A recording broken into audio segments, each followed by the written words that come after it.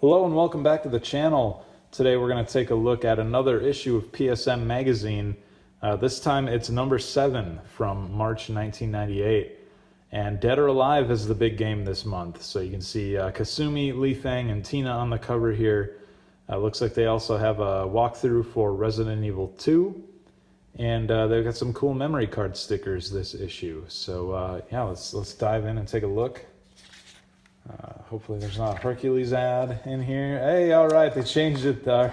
This issue, there's not an ad for Hercules anymore. It's Bloody Roar, which is great because I love Bloody Roar. So it's cool to see this one start to show itself in the magazines. Next page we got an ad for IDOS. Looks like they're saying, hey, we've got Tomb Raider 2 and Fighting Force for you. So come and play those. And then we've got the intro section here with the editors kind of doing their monthly hello and Chris doing his editorial. And let's see. It looks like they're going fighting game themed, right? They're saying, where did all the great fighters go? They're all right here in 1998. And Chris kind of goes through and says, you know, we've got Tekken 3 and Mortal Kombat 4, Dead or Alive, which is their cover game, as well as Cardinal Sin and Bloody Roar. And then Capcom can be counted on to deliver, he says, with Street Fighter versus X-Men and Marvel Superheroes. So yeah, you know, I guess 98, looking back, pretty good year for fighting games. That's, maybe they're not all winners there. I don't know about Mortal Kombat 4. And I guess some of those PlayStation ports of Capcom fighters, you know, they weren't quite arcade perfect, but if that was your only option, that was better than nothing, certainly. Going into the cover art for this month, it looks like they started with a more action-oriented pose for the girls where they were doing kicks and fighting stances and stuff, and then they kind of opted for something that was a little more, I guess, geared toward each one's personality. Tina kind of flexing her muscle, Li Feng doing the sexy thing a little bit, and Kasumi doing a cute peace sign. So yeah, I think they made the right call there. That was the better art to go with. It turned out pretty all right. And then over on the next page on the right side here, they've got their fun fighting game themed stuff for the editors. Chris Slate, his finishing move. First, I kicks you in the gut when you're not looking, then I run away with your bike. I give it back though. Stephen Frost, I finally perfected my super fireball using a lighter and an aerosol can. Can you say Hadouken? These are dumb, but I don't know, man. I like them. Every month I like these. They're stupid, but they're fun. And again, you know, I say it all the time too, but it's the personality of the magazine, and it really shines in these opening pages. I like it. You really kind of get to know the editorial crew, or at least, you know, the image that they want to portray. Like, they definitely accomplished that here. And then I always appreciate these, even though if they're not like funny or whatever, just the little caption there breaking out all the mad moves, and they've got a cool mid-action shot there from Dead or Alive. I like that. Another 2-page ad for Fighting Force. IDOS pushing it hard with the marketing. Table of contents, looks like they've got more stuff for Final Fantasy Tactics. But of course the big thing is Dead or Alive, the cover story. And I would guess that Resident Evil 2 stuff, everything you need to know, that's a pretty big deal too. That probably sold a lot of copies of this magazine.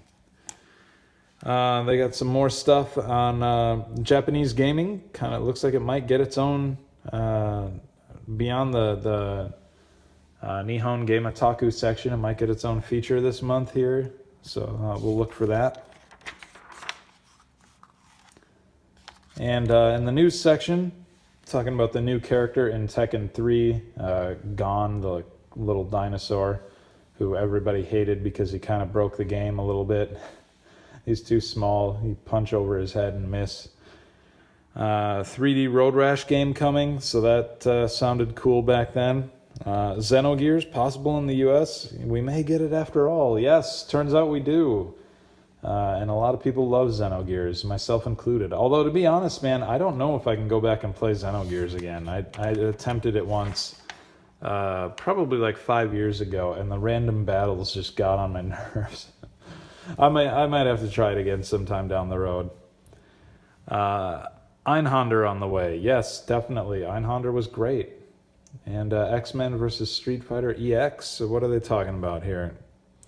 Oh, Capcom downsizes for the PlayStation port. Yeah, as I mentioned a moment ago, those ports weren't quite arcade perfect. Net Eurose update again, getting its own page almost. No Tomb Raider 3 in the gossip section. Trying to get the page to stay there. Yeah, no, that's nonsense. There would be a Tomb Raider 98, Tomb Raider 47, Tomb Raider, 113. There's a lot of Tomb Raider games coming yet. Lunar on the PlayStation. Yeah, that comes, and it's great. I love Lunar. Still have a copy. I think it's just wonderful. I love Lunar. I'd be real interested to see how they review it when we get to that issue. Though that'll be sometime in 1999, and we're only in March 98 here, so it's going to be a little while. A familiar ad for Micro Machines there. And here we are with the Nihon Game Otaku section. Looks like Bill Paris having a little fun with his Nerf gun there in the picture. Still wearing that ECW shirt, I guess. Let's see. Talking about Star Ocean and Irritating Stick. I don't think I played either of those, but those were those games that I remember hearing about all the time or seeing in a lot of different magazines. What were the top 10 sellers in Japan? Nobunaga's Ambition, General's Record. It's funny. I'm glad that's in here because it gives me an opportunity to talk about how everybody I knew referred to those games as Nobunaga's Ambition. Nobody ever called it Nobunaga. It was always, oh yeah, Nobunaga's Ambition. That's like this deep strategy game. Yeah. I guess that's all I had to say about that. Nobunaga's Ambition. Unga Bunga G. Puyo Puyo Sun coming in at number 4. I remember that one, and I just wanted to call it out quick because it was the imported demo on the PlayStation Underground disc, one issue. I think that PlayStation Underground was like a quarterly magazine that came out on disc that you would put in your PlayStation, and they had demos and stuff, and I really enjoyed the demo for Puyo Puyo Sun, but it didn't come out in the States, so I would just replay that demo a whole bunch of times and kind of get my fix that way. But yeah, it looks like it was a hit in Japan. So yeah, going back over to the next page here again, they're talking about Bushido Blade 2. A couple of games I'm not familiar with. Legends of Extreme Fighting Spirit and Enigma. I don't know either of those. But Clock Tower, though, that one I know. And I think that is just going to end up being Clock Tower 2 over here, if I'm not mistaken, rather than called Ghost Head. And then you've got Chibi down here in the corner in his little ninja outfit, looking cool. They've got reviews now, and they're opening that with Resident Evil 2, which, I'll try to pull the page a little bit here, gets a perfect 5 out of 5. And they absolutely love it. They say the graphics look frighteningly real. The music is sparse but heightens the suspense. The concept has been executed perfectly, and I'll play it until you pry my dead hands off the controller. And the final score, it says, another video game milestone from Capcom. So really heavy praise. If you want to pause it and read through the review, you can see everything that they had to say about it. But yeah, monster game at the time. No surprise that you go back and see that these reviews were, 5 out of 5. A review for X-Men, Children of the Atom, and that gets 2.5. And again, not to sound like a broken record, but they're going to talk about how it's not quite arcade perfect. Point Blank, it's a 3.5. I like those Point Blank games, especially in the arcade. That's where I played them the most. They were great. Duke Nukem Total Meltdown, so that got a 4. And, I'd agree with that just because I really liked Duke Nukem, and that was how I played it. That was my first chance to own Duke Nukem because we didn't have a gaming PC in the house at the time, not until some years later. So even though I had gotten to play and see Duke Nukem at a friend's house, Total Meltdown was my first chance to actually have it in my home and play all the way through it, and I liked it. Final Fantasy Tactics gets a 4 out of 5. Looks like they also review Riven and Skull Monkeys, who both get 3s. Bloody Roar. Hey, I didn't realize that was getting reviewed this issue. That gets a 4 out of 5, which I agree with. It's a great game. The only way I could see giving it a 5, I guess, I could see giving it a 4.5. It was really good in its day, and I still like it. Maybe it could have gotten a 5 if it had like just a few more characters and stages or something like that. But they had some cool extra modes in that game. Look for that video on my channel soon if it's not already up there by the time you're watching this one. It might even be the one that I link at the end of the video here. I'm not sure. Klonoa gets a 4.5. They really like that. Strong platformer from Namco. And Monopoly. It looks like I don't know. Who cares? It's Monopoly. 1.5. Another 2-page ad for Resident Evil. Gotta keep that push going. Flashback section here, and you know, I don't have much to say, and it's good because I can't focus on anything over on this page when you got this page right here, which is begging you to look at it and talk about it. And this is such a great example of one of those dumb ads from the 90s, you know, from the late 90s. It felt like everybody was apparently discovering sexiness and like kinkiness for the first time or something, because you saw like dominatrix and you know, that kind of related stuff seemed to be like all over the place. It was in like wrestling, it was in video games. So there's only one thing more torturous than playing Death Trap Dungeon, and you could see where that was going. Not playing it, of course. She's standing there on the TV, keeping him from playing it, and he is just in agony.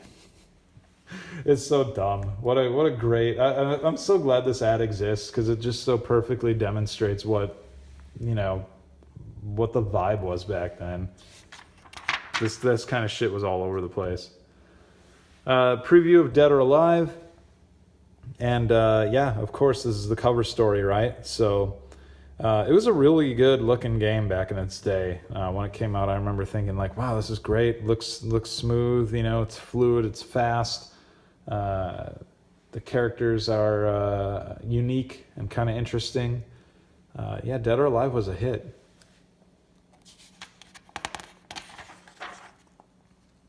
And looks like they've got one more page of it here. Along with another ad for that WCW Nitro game. At some point, we're going to stop seeing those Nitro, those WCW versus Nitro ads, just because they got a new wrestling game coming out like every year, I think, and the new one will come out and they'll just replace the picture of the old game with the new one on there. Let's see, $20 off of the video game glove controller. Not bad. I bet that thing was... I wonder what the price was on that thing normally. I bet it was like $60 or something. So getting it for $40, not too bad. MLB 99, didn't play it. Don't have anything to say about it really. Crime Killer, same thing. Not familiar with that one. Although from a glance, it kind of looks a little bit like Twisted Metal. Ninja. Looks like they are making a Simpsons-related gang. Simpsons-related gag there with the ninja speech bubble there for Lucky Best Wash. Yeah, Ninja was interesting. They had a demo for that out at the time, so you get to play it without, you know, taking the full plunge, and I remember liking it at the time. I never did actually buy the whole thing. But I liked the demo a lot, and I think I remember giving it a rental. But something else came along, probably, who knows, probably Resident Evil or something, who knows. Distracted me. Grand Theft Auto, the very first one, that's right. That's what you're looking at there. It used to be a top-down game, and wow, what humble beginnings. Fun though. It was interesting. I remember showing people that game back in the day, and it was just so unique and different. And the idea of going on like kill frenzies and stuff. I don't think they even have kill frenzies in the new games anymore. I'd be interested to know when they stop doing those. But yeah, just like letting some of my friends see this game and what you were able to do in it, even though the graphics were kind of crappy, it was cool. It was like definitely unique, and they were like, oh man, I can't get over how over the top the violence is. Mega Man Nova, which again, Nova, weren't they calling it Neo before? I think they were calling it Neo before, and now it's Nova. It's ultimately going to end up being Legends. That's what they're talking about there, Mega Man Legends. Cool ad for Colony Wars. I've talked about that ad before. I like it. I think it's a really, really great design. Einhander, which very deserving of a preview because it was such a great shooter. Man, I love Einhander. Game is so good. Gran Turismo, yeah, this was a big deal when that came out. Gran Turismo was huge. It sold PlayStations to people who didn't play video games, but they were, big car enthusiasts and stuff. This was like a really accessible kind of, car nerd simulation type game. And it just kind of broke down a lot of barriers and got people playing video games that wouldn't normally play them. So for that reason, very cool. I did buy it when it came out just because the hype leading up to that game was so massive. It had so much word of mouth going, oh, you see this game, it's going to have like all these real cars in it. You're going to have to like earn your license and stuff. And yeah, it all sounded really interesting. But if I'm honest, I wasn't really a huge fan when I had it. I've been more of an arcade racing game fan my whole life. So the ones that are a little bit more simulation-like, I don't know, they just don't do it for me quite the same way. Tomba, and they were calling it Tonba before, but it comes over here and it becomes Tomba. So yeah, good preview for that one. As I've said before, check it out. Alundra, that familiar ad coming back again. And Running Wild. So this is kind of an interesting one. It's like a racing game, but everybody's on foot. I think there have been some Sonic racing games like that over the years, which are about the only thing I can think of to compare it to. But yeah, I don't remember liking that back then. I think I gave it a rental, or it might have been a demo, I forget which. But I tried it, and I don't know, it didn't stick. Subscription cards, please subscribe. VR baseball ad, and Reboot, which was a TV show for kids back in the day. Kind of like your first sort of like all CGI Saturday morning cartoon kind of thing. Yeah, that had its own game. I didn't remember that. It's kind of a blast for the past looking at that right now. Or a blast from the past. Saga Frontier, another Square RPG. One that a lot of people were looking forward to. I remember hearing that the friends that I had that bought it, they didn't like it as much as the Final Fantasy games or some of the other Square RPGs. So yeah, I don't know. I missed that one though. I skipped Saga Frontier. Ads for Next Generation and Ultra Game Players. Two magazines that I love. Really, Ultra Game Players, I should go through the issues of that I have here. I have just regular Game Players issues. Oops, sorry, I bumped my camera there. Should definitely go over some of those. I don't have any issues of Next Generation, though. Yeah, I don't know. I would love to have some of those again sometime. Maybe somewhere down the road, get some of those and do them up on the channel here. Gamer's Guide to Japan. This is cool. This is interesting. Bill Paris talking about going over there, what you see, how it's different, how gaming is part of the culture there versus over here in the States. Kind of a cool little thing that he does here.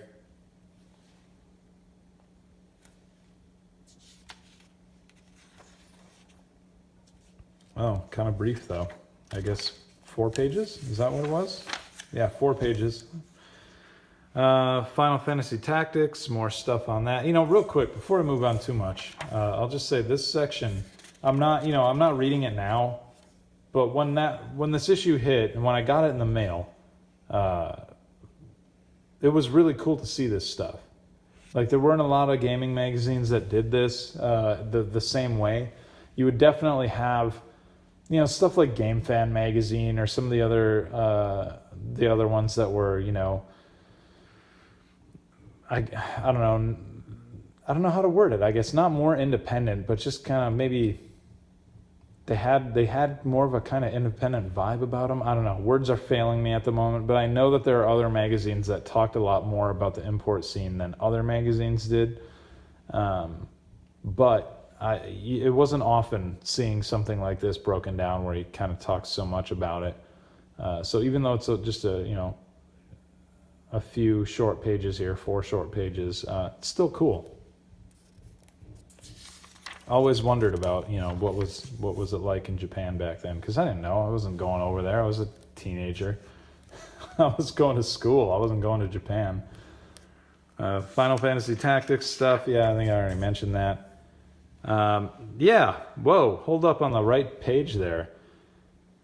I don't know.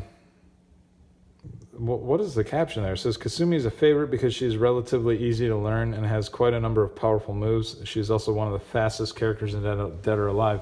So, okay, they're talking about her, but they're not acknowledging that looks like we've got a topless picture of her that's just got, a ton of, whatever, I guess, glare on it.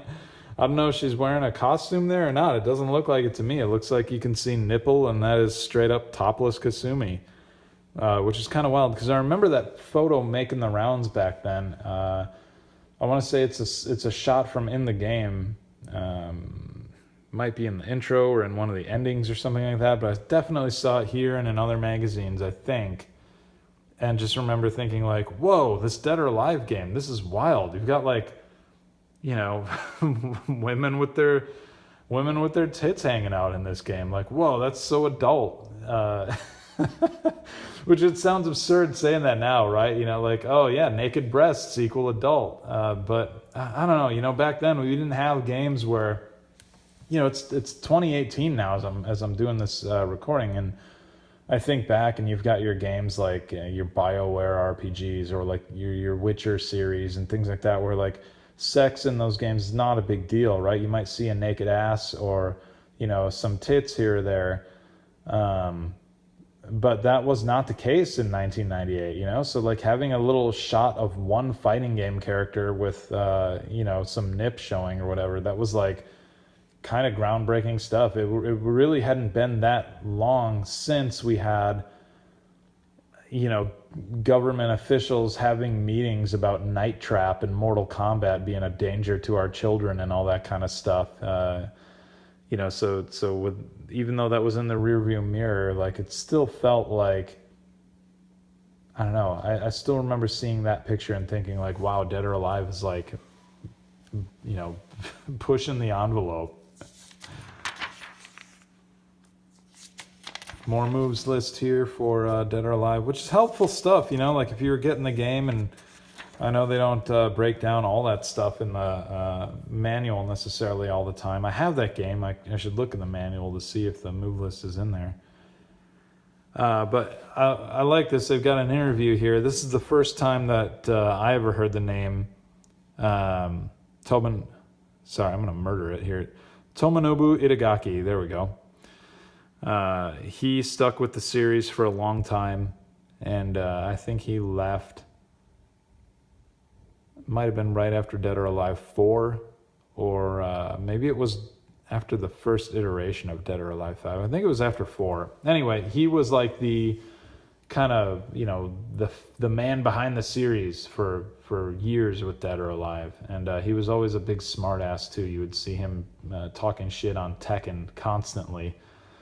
Which was funny, and as a Tekken fan, I didn't always appreciate that. But looking back, I definitely can appreciate the character and, kind of running with the whole rivalry thing. Let's see, a walkthrough for Riven. I'm just going to kind of quickly flip through that. Resident Evil 2, here we go, getting into a lot of the everything you need to know, like tips and tricks kind of stuff. And, oh wow, this is awesome. Look at this. They've got a whole breakdown of every room and all the stuff in it. This is actually really thorough. Man, this is like the kind of breakdown that you would look for in a strategy guide that you'd pay like 20 bucks for now. Or hell, if you're getting like the, you know, the hardcover version of it, like 40 bucks. Wow, good on you, PSM. You guys were doing a service to gamers with that stuff. Seriously. So yeah, here we go. We got the pull-out tip card for, what was it? It was Monster Rancher and what, Gex? Yeah, okay. Monster Rancher and Gex.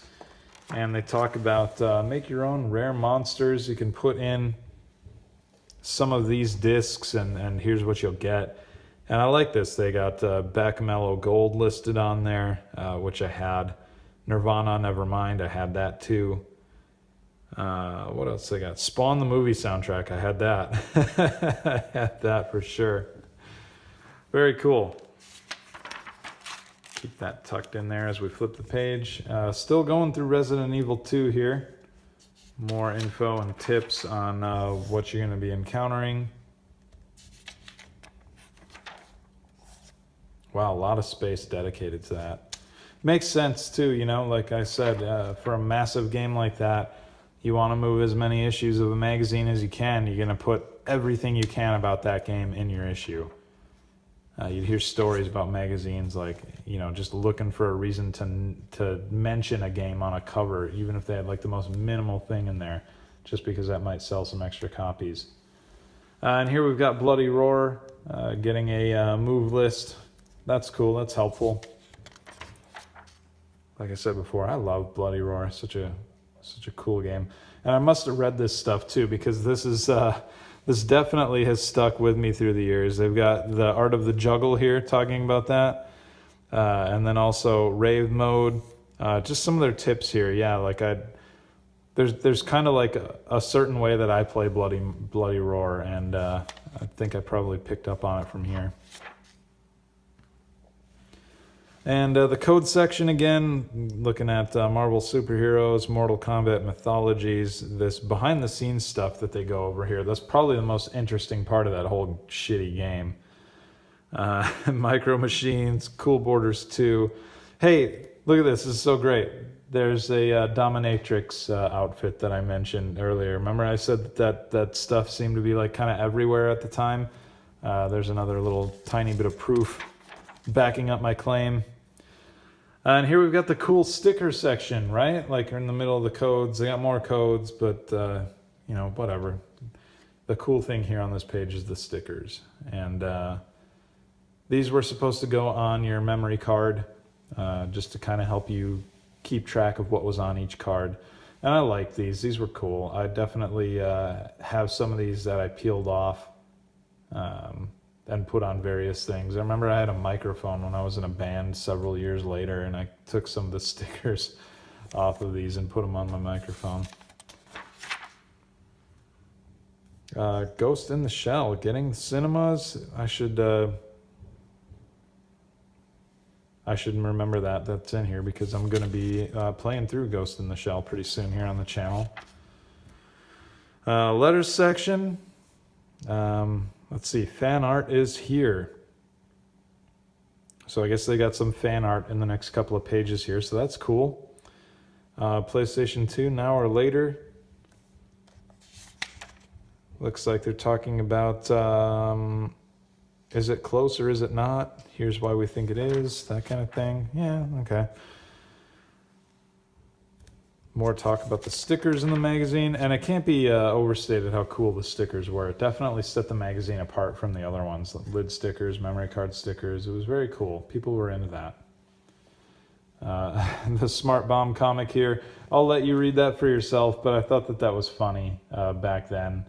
And it's super dumb, but it's still funny to me now. It's like the easiest of, you know, lowbrow humor, but yeah, I'm quite lowbrow. And here's the fan art that they mentioned. And wow, what a great way to kick that off, actually, because that's all really good art, I think. I like the Tomb Raider 2 art especially. It's really cute. It's a depiction of Lara that you don't often see. The Cloud and Yuffie from Final Fantasy VII, that looks really good. And I especially like the Chun-Li picture in the upper left side of that section. That's really good too. Oh, I guess there's a little bit of a glare here, so I'll kind of pull on that so you can see it better. But yeah, that Chun-Li art is good. All right, so top this, they got their challenges this month. Looks like they're for Gex 2, Bloody Roar, and Resident Evil 2. So yeah, those are good games to pick that for. Bloody Roar and Resident Evil 2 especially. I wonder how many entrants they had for the Resident Evil 2 contest. I bet it was a lot. I bet that was one of their bigger ones. And all right, so now we're gonna look at the sneak peek at next issue. And they've got even more Resident Evil 2 strategy. Breath of Fire 3 Madness, it says. I'm trying to get the glare off of that, sorry. And yeah, Breath of Fire 3 was a great game, so it was very deserving of the coverage.